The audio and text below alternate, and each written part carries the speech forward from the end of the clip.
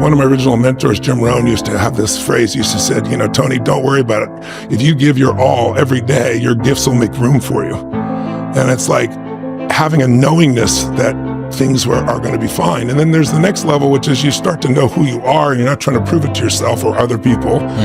And you just want to help. You just want to do things. And so now it's the difference between what I would call push motivation and pull, right?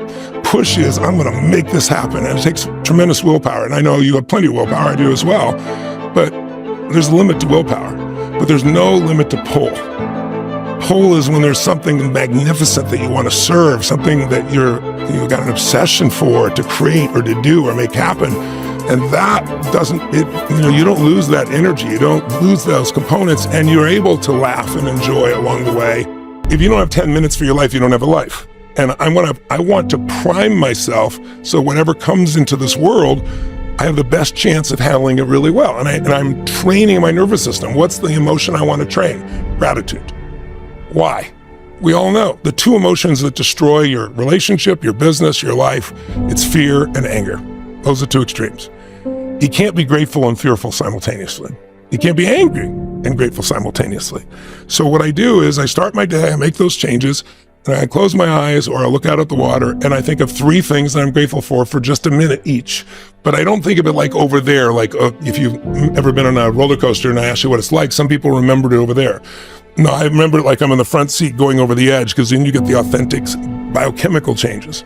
So I'm there and I do two strong things, and usually one simple thing like the wind in my hair or my daughter's smile or something of that nature. So I don't just get wired for unbelievable things, but that primes that nervous system. And then the second thing I do is I take 3 minutes, and it's kind of like a blessing. But eventually you wake up and say, it's good to be strong with yourself, but beating yourself up just lowers your energy. And when your energy gets lower, you produce less, right? You don't have the same level of joy. You don't have the impact that you want to have, nor do you have the excitement that you really want to have. So I look at it as something that it's worth earning your own self-esteem, but it's really not the secret. The secret is find something else you obsess about more than yourself, and you'll have a level of energy that will compel you over the long term. It's that tension, failure. Yeah. I'm going to continue to disprove it, and I don't want to let up, because that's the only fuel that I know.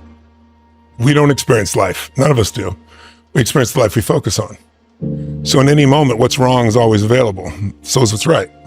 So it's not about being positive. It's about being intelligent, right? When you're in a totally negative state and the world's going to end, and there are people like believing that in the next 12 years, the entire environment's going to collapse and they won't have a child. You got to look at the impact of what you're believing, and you got to look at and say, where's my focus going?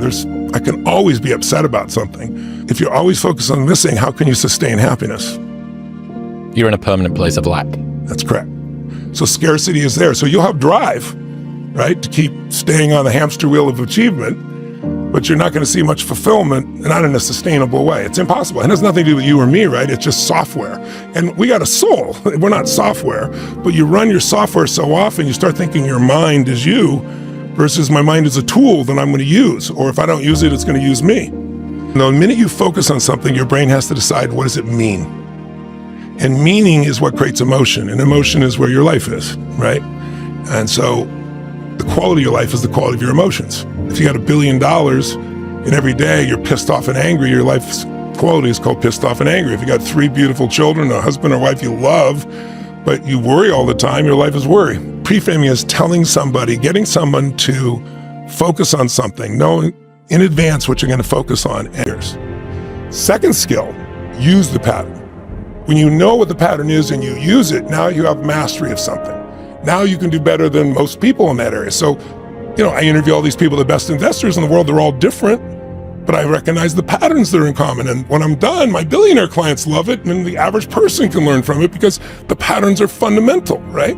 If I want to learn the piano in the beginning, I have to learn probably somebody else's patterns that have figured it out. That's how I learn. But if I use those patterns over and over again, I'll eventually get to where I can do the third skill, which is pattern creation. Now you have an amazing life. Now you're not managing your circumstances, you're the creator of your life. But you have to first recognize them so you're not in fear. And then, here's an example. When did humanity transform from a fearful place as its primary base where we were hunter-gatherers, right? Where literally you had to move from place to place and you didn't know if you were going to eat or survive. What changed that to be able to live in a community and grow a community, a city, a state, a country? One pattern recognition: seasons. The day that we figured out that if I do the right thing at the wrong time, I get nothing. But if I plant it this specific time in the spring, and if I know I got to protect it during the hot summer, I'm going to reap in the fall. And if I hang on to some of that, I'll make it through the next winter.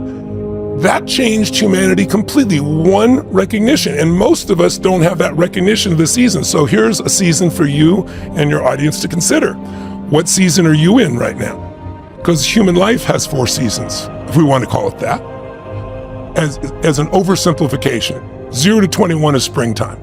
What do you know about springtime? Is it hard to grow during springtime? Things grow automatically in springtime. If you start a